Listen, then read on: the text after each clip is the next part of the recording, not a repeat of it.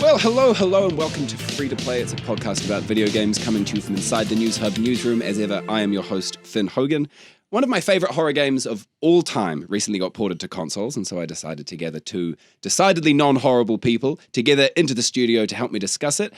Joining me to my left, it's Mr. Daniel Rutledge, Newshub Verticals editor. Daniel, how are you? G'day, spooky friends. Ooh, I can feel the chill already. And to my right, it's my co-host, my delight, Jordan Tini. How are you? Kia ora, I played PT on release. Yes, well, didn't we all? And okay, someone started, it took us 40 seconds to get onto PT and Kojima. You guys, your job here is to, as soon as I start waxing lyrical about PT, you've got to pull me back because we've got other stuff to discuss. What was that game you were telling us about in the intro, though?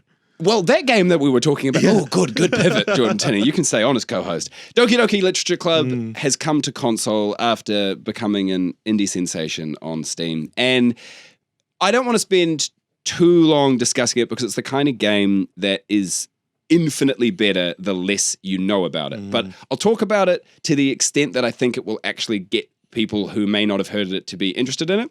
So Doki Doki Literature Club is a Japanese dating simulator, which will probably raise red flags for some people.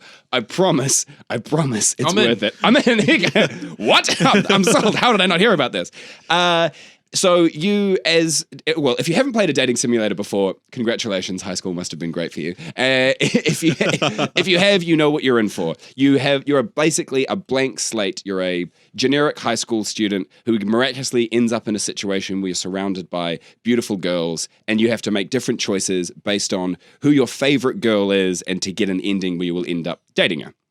So in this game, the format is you have landed in the literature club of the school. There are 3 girls there. Well, there are 4 overall, and you have to choose between them. One is Monica. She's the super sexy, athletic queen bee of the school. There's your best friend, who you're starting to see in a kind of new light. There's the super goth sort of emo girl. So basically, it's cardboard cutouts of different caricatures of women, and then you pick who is your favorite. And you participate in minor mini games, which essentially involve selecting things that you think each of those girls will enjoy, and then you're rewarded as the game progresses with minor cutscenes with you getting into progressively more flirty situations with them. So far, so standard. For about 2.5 hours, that's it. And what I really love about it is how much it commits to that sickly sweet, kind of gross, faintly sexist format, because that's what makes the horror start landing when it comes. Because if you weren't told this was a horror game, you would have no idea.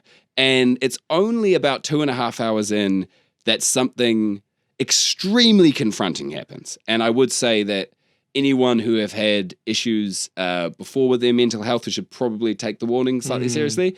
And after that moment, you're almost immediately pulled back to the start of the game. And the game restarts, but a character is just gone.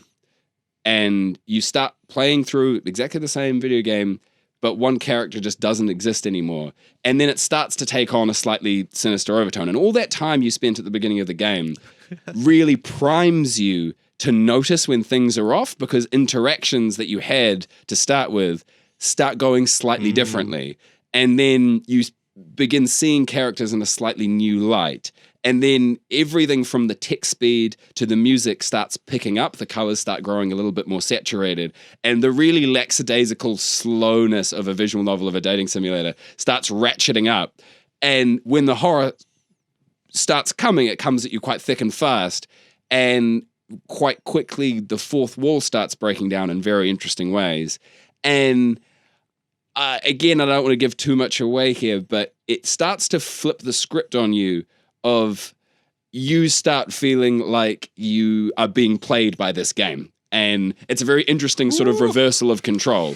And I love the sound of that. You have mentioned this game before, and you mentioned that it was quite playing it on PC seemed to be an intrinsic part of the experience. So now it's on, what console is it on, first of all? And it is on Switch. It is on PlayStation. I'm not sure if it's come to Xbox. Do you know, Jordan? I forgot to check. But I know for sure that it's on Switch, and I believe it's on PlayStation. I have to check on Xbox, but I got it on Switch, and that's the console I played it through on.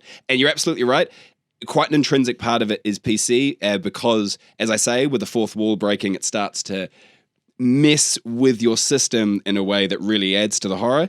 I will say, as an experience on console, you do lose a little bit of that because the way they have to get those moments to land on console means they have to sort of fudge it slightly, so you have the experience kind of playing it on a PC when you really don't. So some of those elements don't land as well, but I would still very much recommend it if you've never played it. But I would also say it's free on PC. It's about $20 on Switch.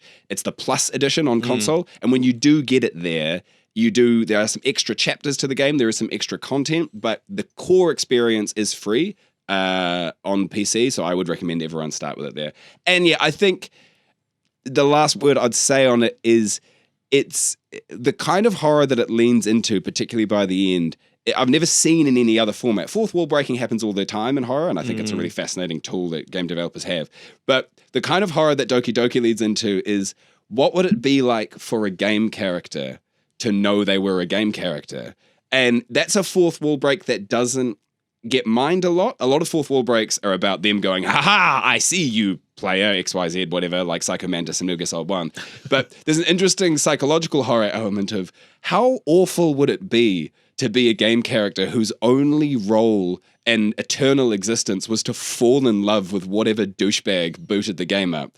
And particularly in the format of a dating sim, that's a really interesting question. So anyone who hasn't played it, Doki Doki Literature Club, please pick it up. It's, even if it's dating sims are not your bag at all, or even especially then, because it's a weirdly meta commentary on what dating sims are, I would recommend it. But I thought because that had come out, this was a good opportunity for us to discuss horror as a genre in gaming in general, because I'd probably say horror is my favorite genre of game. And I think it's because gaming is uniquely placed to leverage that medium. Like, I think I've never been more scared by a horror experience than while playing video games. But you're a bit different on this, right, Daniel? You don't find games that intrinsically horrifying. No, I mean, I have been in love with the horror genre since I discovered it as a child, which was through film and then books, and games came later. But no, games, there's something about the medium where, and I know this is weird because games are the most interactive medium, but there's something about it that is just not that scary for me. Now, I mean, there's certainly been, I get frights in games, and I think games do a particular type of horror really well, which is where you feel, it's like chase horror, where you feel that feeling in your chest, like a real, what's the word? It's like when you're standing on a really high thing. Vertigo. And I feel it in my chest. It's somehow you feel like something's gripping your chest and it goes cold and you're like, shit, I need to get back from the edge. It's the same in horror when you get a massive fright or you're being chased by something you can't get away. But no, there's something about the medium of film that clicks with my mind in a better way and makes me feel more genuinely scared. It doesn't happen very often as an adult, sadly. I chase that dragon all the time. But no, I mean, there's a lot of horror games I love, but I don't get scared in them in the same way. But a lot of horror games don't intend to scare you, I don't think. They play with horror tropes and they've got kind of a spooky, really violent, sinister tone, but it's not genuinely scary, right? Right, yeah. I agree. It's sort of, but we've talked about this before, it's sort of the distinction, but you can make 1,000 subdivisions with horror and a lot of things get lumped onto that. Like, to my mind, the purest kind of horror is like the Ari Aster hereditary horror, where that sort of bone-chilling, it makes you kind of viscerally upset as well as scared. Like, thrillers can be frightening, but you wouldn't call them horrifying. And I think you're right. Games like Resident Evil, things like are very good at leveraging one kind of horror, which is that sort of immediate visceral response of a jump scare of like, oh God, there was a thing, I was expecting one thing and I got another thing and my body has responded to that. But I'm not going to think about this when I go to bed at night. That other kind of horror, that Ari Aster, that deeply unsettling kind, is rarer, but I think games are very, very good when they lean into that. And that's why I think Silent Hill worked. Silent Hill leans into that kind of existential sort of horror in a way that I really miss in the genre. Because this is what I want to talk to you about, Jordan Tini. Resident Evil used to kind of reached to that kind of deeper, darker horror, but I think has, in this most recent iteration, Village, gone back the other way to more that surface level action sort of focus. Because I loved 7. I thought 7 was one of the greatest horror games I've ever played. But you're a huge fan of 8. So could you tell me, what do you think about the distinction between 7 and 8 and the kind of horror they're going for? Just thing I want to come back to, because it does tie into Resident Evil, is what Dan said, is that maybe film horror has this kind of resonance where it leaves itself with you. And I think film horror doesn't really leave you with hope. When you think of the Hereditary, there was no hope there. The whole family was lost by the end of it. And same with Midsommar is... you don't really have hope for the main character. You kind of go, oh, good for her, but she's in a cult. And at the same time, we're kind of brainwashed by that idea. And so when it comes around to Resident Evil, as I think 7 resonates with you more, not only because it was such a refreshing restart of the actual series, but because a lot of the time you didn't really know if Ethan was going to deal with the situation correctly. The great thing about Ethan Winters is he was just a guy who somehow ended up in like the worst place you could think of. He ended up, in that very tropey redneck house with a family who had murderous intent and were which out was to get itself him. a very good film reference. Yeah, right? it was so good. It's like Dan said, that's such a great throwback to Texas Chainsaw Massacre. Whereas Resident Evil, one scene in particular, man, the meal scene in Resident Evil 7 is a direct callback to the original Texas Chainsaw Massacre film, and that scene is so good. And the chase that follows it, where you're being chased around, that in VR is definitely one of the best. It's the best modern horror experience I've had with gaming for sure. Maybe the best of all time. But just that feeling, because you're in VR, you can look over your shoulder, but you can't run that fast. No. And he's right behind you, and it's one of the only times I've ever had to stop playing a game. It is the only time I can remember ever stopping playing a game because it was too much. Yeah. I mean, I obviously jumped back in shortly thereafter. And The Last of Us is The Last of Us Part 2 is a different type of horror. It's much less safe type of horror. It's more disturbing. But there were certain parts in The Last of Us Part 2 that made me feel very unpleasant. Maybe in more Ari Aster style way, where it's, it really rubs your face and it like taps into grief and real emotions of hatred that you actually have. And so it's quite different. But I think traditionally Resident Evil did go very quickly into the action. Yeah. The very first Resident Evil reignited the zombie genre across all mediums. Like the zombie genre wasn't doing a lot in film at the time. 80s was bigger with Dawn of the Dead and so forth. But then Resident Evil came along. It really was a shot in the arm. And they did a whole bunch of classics, like zombie jumping out and grabbing your leg from under a bed, zombie bursting up from a closet. Those types of things are real classic, tropey horror stuff, but they've just not been done well in a video game. But Resident Evil 2 elevated the genre of survival horror quite a lot and made it its whole thing. But you have limited ammo and stuff, but by its nature, survival horror is quite actiony. Yeah. And then Resident Evil just leaned more and more and more into that. By 5 and 6, it was just action. There was very little horror in it. So number 7, I loved number 7. I loved how it went back to it looked back, but it was also quite innovative and new, and what a game. Yeah, and that's what I think is really interesting, right?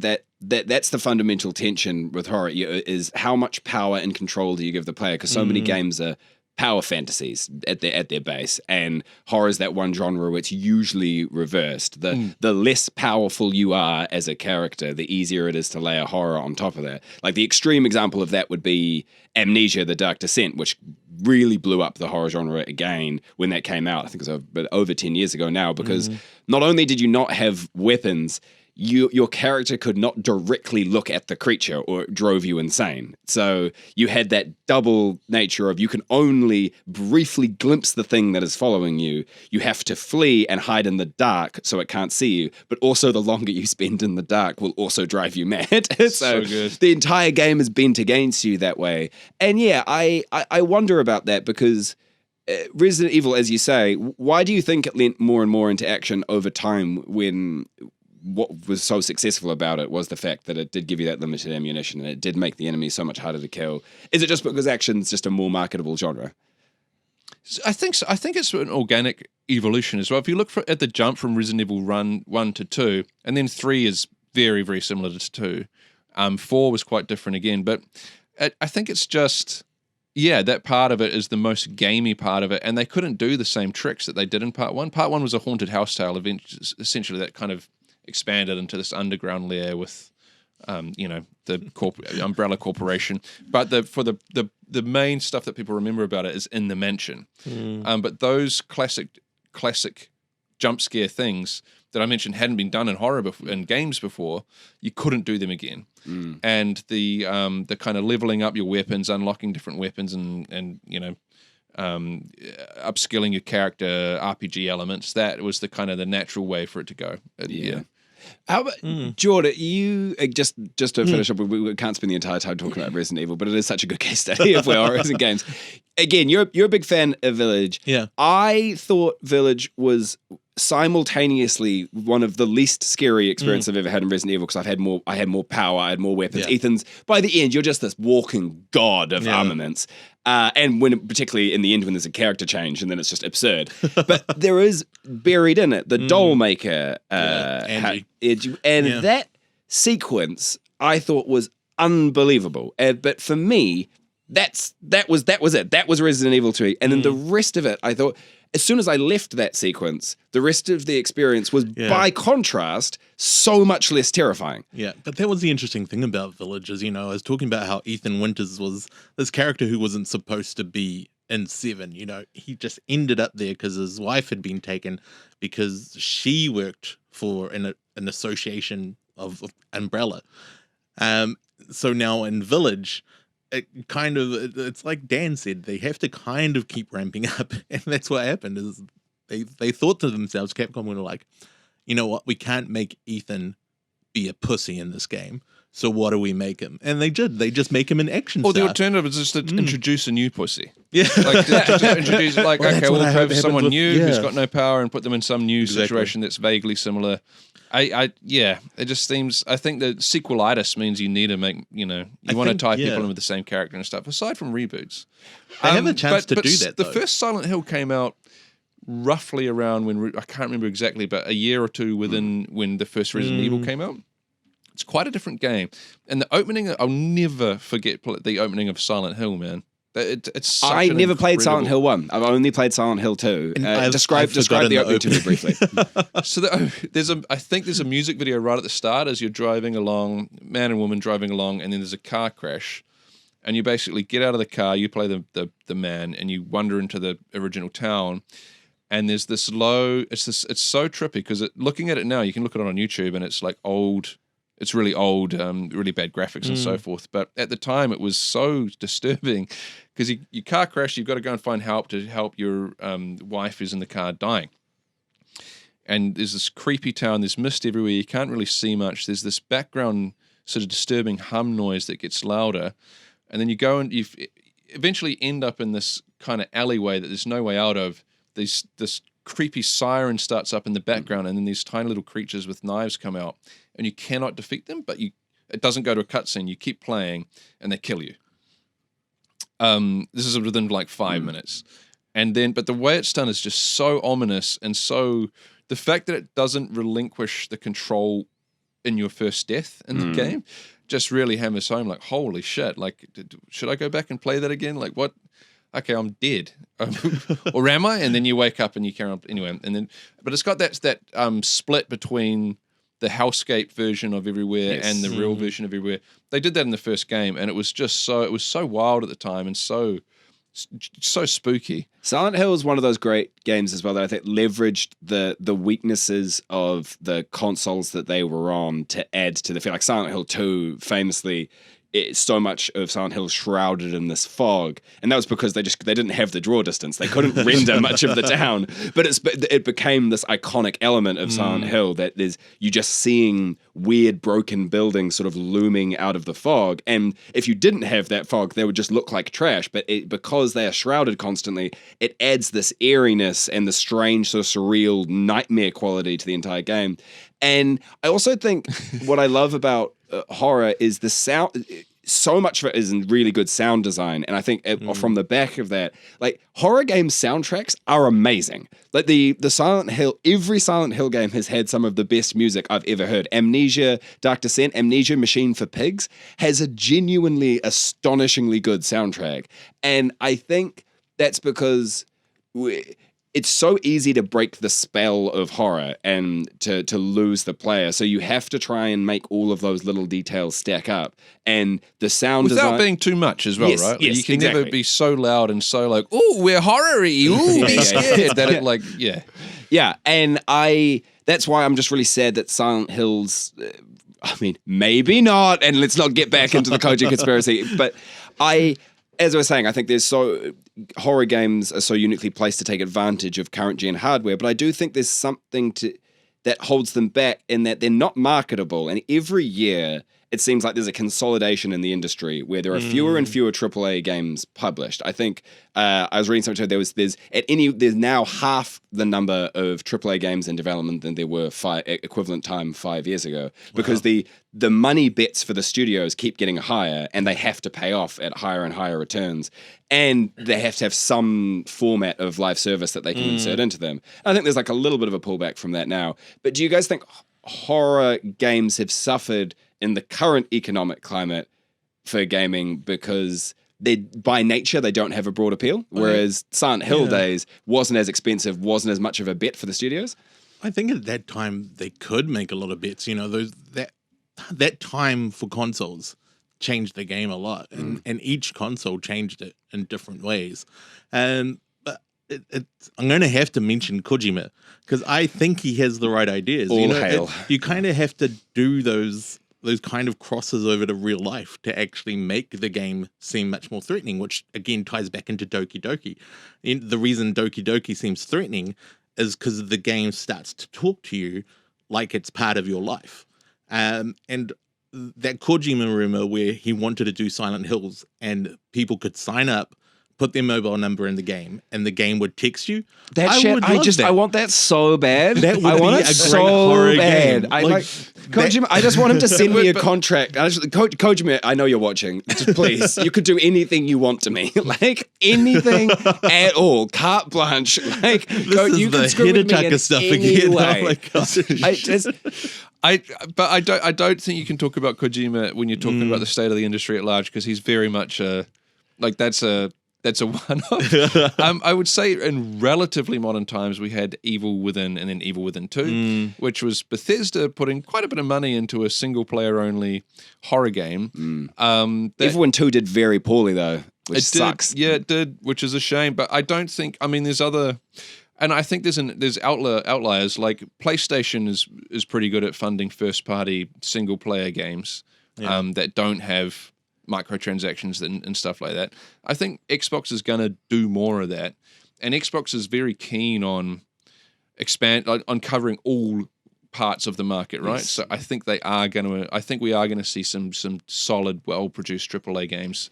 But I think that's where it's going to come from. I don't think your Activisions, your EAs, even Bethesda's Xbox now, Ubisoft, etc. I don't think that they're putting the big bets on the big, your big AAA titles that you can make infinite money back from. Yeah.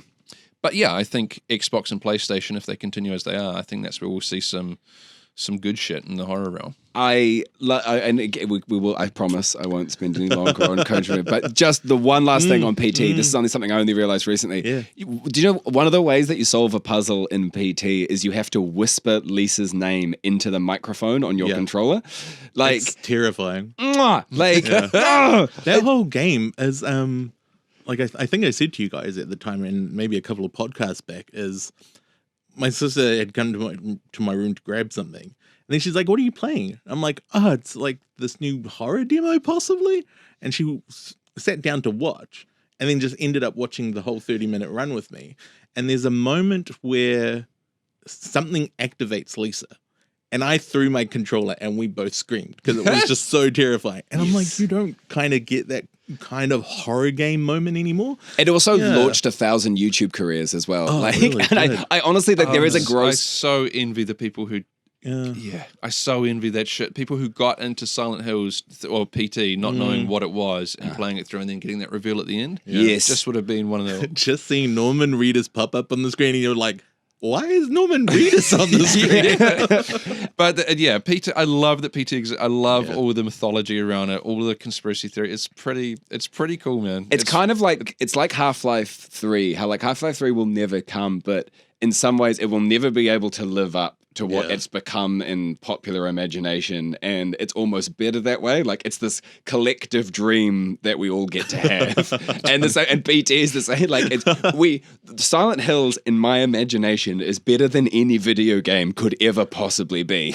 and it'll text you, and the pain, exactly, and the pain of it not existing is beautiful to me, and so I can only be disappointed if it ever actually existed. I can relate to that beautiful pain. Yeah, it's a beautiful, beautiful pain. And I was reading through some of the notes you put in here, Daddy Rutledge, before we kicked off, and there's one that I wanted to pick up on, and I was asking about what are some of the scariest moments in gaming for you for inspiration, and you wrote stealth moments in Battle Royale. And so could you I agree. Those are scary. Yeah, for me, I put a lot of hours into PUBG, PlayerUnknown's Battlegrounds, and there are moments in that are very horrific, and it's like a great horror game, and it's multiplayer. I did play a lot of Friday the 13th, which is a horror game as well, multiplayer. It's a different story, not very horrific. But there are moments like if you're low on ammo, and Battle Royale has a similarity with survival horror in that ammo, is scarce.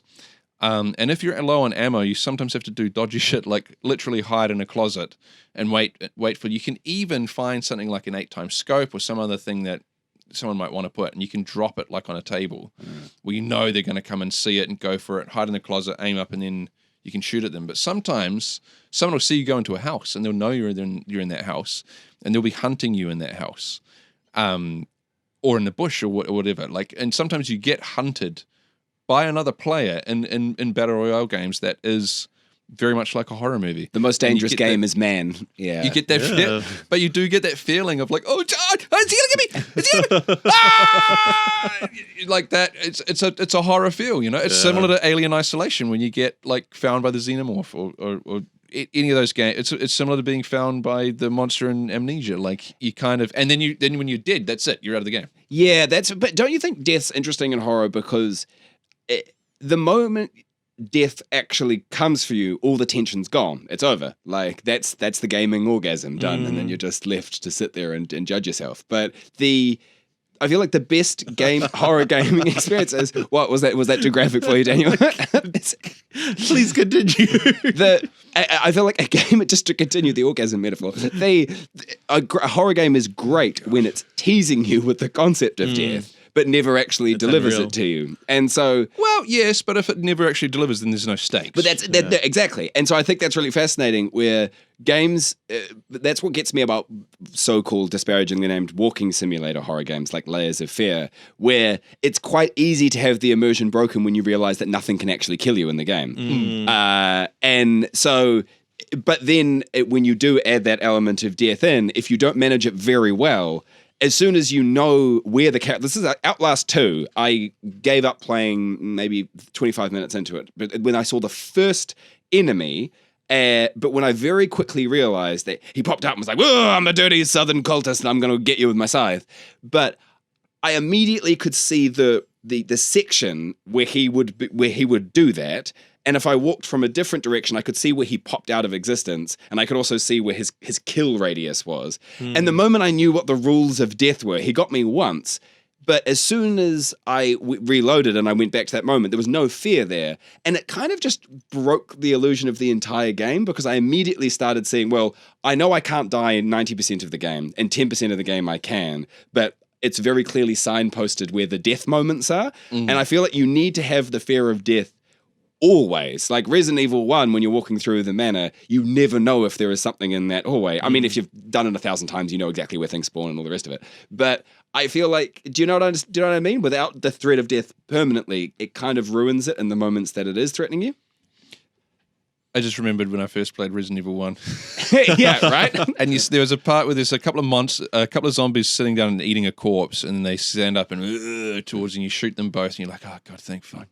And you're walking past, and the corpse grabs your leg and bites it. And I was like, that was, It's like, yes. so good. You actually did make me think of Until Dawn, Finn. With Until Dawn, there were stakes. Like, if your character died, your character was dead.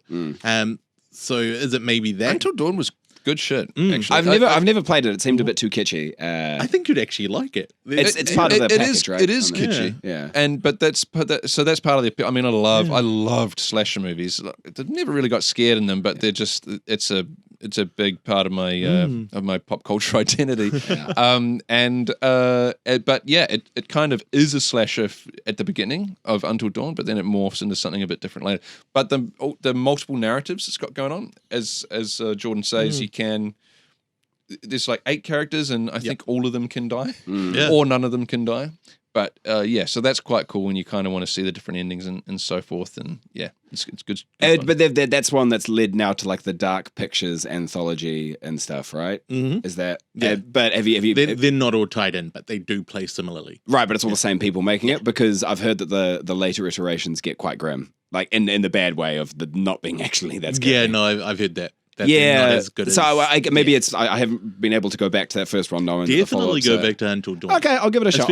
I think it's part of the PlayStation collection. It is, yeah. I mean, so we've kind of talked a lot about the tentpole sort of releases, and before we finish up, I wanted to talk a little bit about, as we mentioned, there isn't that much impetus, particularly now, to throw a lot of money behind big horror games. And that's why I find indie horror games so fascinating. Like Slender was the classic one, which just brought a creepypasta to life. I think it's fascinating how easy it is to take a creepy concept and even have one person turn it into a video game, and the kind of creativity that comes from these really, really low budget experiences creates so many different forms of horror. Like, for example, before I was looking around before I played this, and before I doing this record, I found 3 of the most different horror experiences I could find on the indie store. One of them was called "You Are Jeffrey Bezos."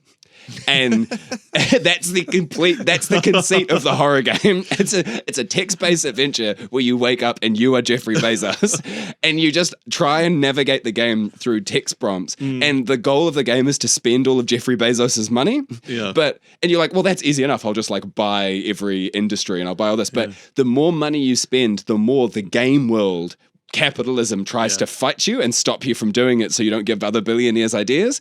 And like, you have to it's like a choose your own adventure sort of thing. But the horror comes from the fact that you're constantly dealing with the fact that you're the sack of shit Jeffrey Bezos. And it's like, the text is very wry and very funny, and it's like, eliminate all student debt in the US. Don't worry, this doesn't touch the sides of your gross wealth fund, like an animal shelter for 300 years. Develop the cure for this virus. Do you want to eliminate homelessness? That's just a morning for you, Jeffrey Bezos. You've still got so much money.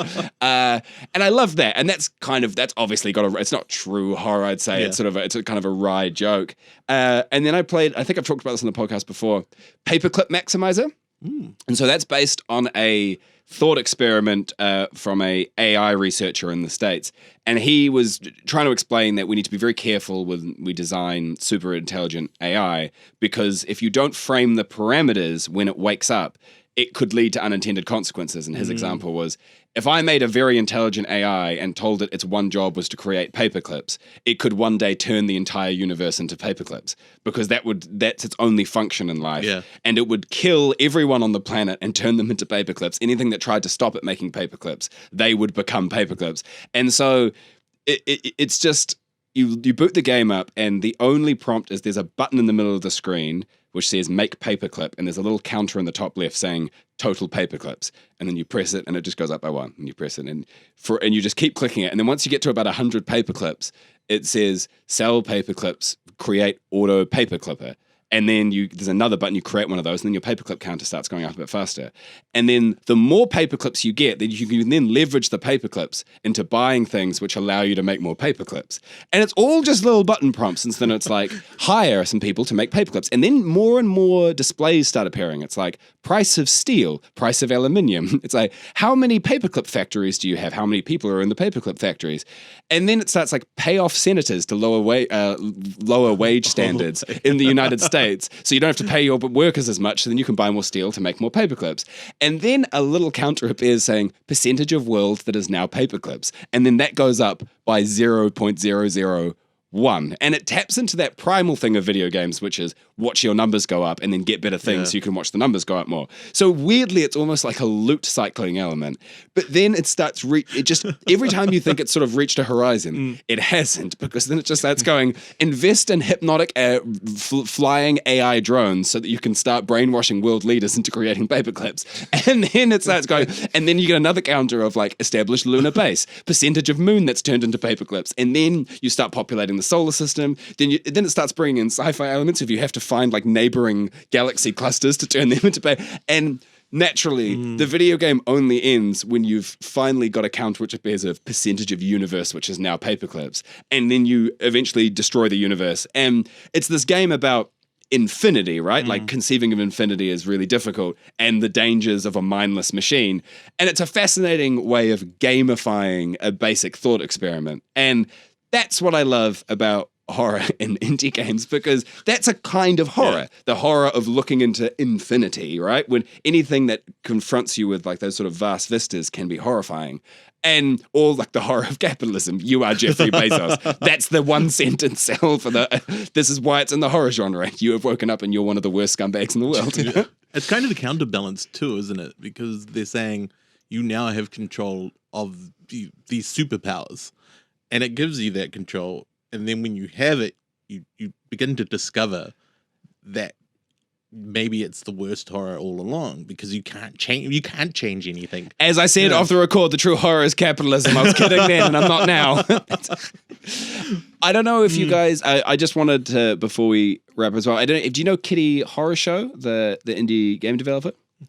I would just very much recommend anyone watching, anyone listening, if anything we've talked about today tickles you, if you like horror, we do a thing on the podcast before, if you're a long-term listener, where we pitch things near the end of the show, and I'll do one now for Kitty Horror Show is a solo game developer. A lot of their games are free. One game that you have to pay for is called Anatomy, and it's I think it's $5. It's available on PC and Mac. And I kind of struggle describing what it is sometimes. It's probably one of the scariest video games I've ever played, but it's also extremely basic. It's the gameplay loop is you wake up, you are in a house, there is a tape recorder in front of you, and you play it, and a scratchy voice comes over saying, in the psychology of modern civilization, it is impossible to overstate the significance of the house. And then that his diary finishes, and then a little prompt comes up saying, there's a tape upstairs. And you have to go upstairs and find the tape and bring it back to the tape player. And that's it. Wandering the house, finding the tape and bringing it back. But the fear comes from, it captures that thing of, you know, when you're a kid and you've turned the lights off, and then you realize that now that the lights are off, you've got to get back to your room in the dark. And suddenly a very familiar place is very unsettling. It's that. It's that kind of fear. And I've never experienced anything that managed to tap into that, because you grow familiar with the layout of the house quite quickly, but you feel progressively less safe in it. And it's not about a haunted thing in the house. It is a haunted house. The house is wrong, in the same way that the Overlook Hotel is wrong. I love horror about a haunted place. What happens when a house is left for too long and it grows mad? It's very, very good. And cool. And anyone with any sort of experience of tropes and horror and haunted houses knows you never want to go into the basement. So the entire time you're playing, you're worried for the time that it's going to say there's a tape in the basement. And then one time it'll say there's a tape in the basement and you'll hear a door unlock. And I immediately was like, nah, I'm done. I ain't going. The tape can just wait. I'm leaving that goddamn tape in the basement. And so, yes, I would say to anyone who's been listening to this, Kitty Horror Show, support indie game developers, and it's $5. It's the price of a cup of coffee, and it's one of the best horror experiences I've ever had. You know what it sounds like? It reminded me a lot about PT. Yeah, and it all comes back to Kojima. It's a circular narrative. It's a circular narrative. Time is a circle. Please, Kojima, if you're watching. Thank you very much, boys. I think that'll do it for us today. Jordan, Tini, as ever, it is a bloody pleasure to have you join me at the desk. Thank you. That was horrifying. Daniel Rutledge, your friendship has never scared me, and it never will. Thank you so much for taking the time.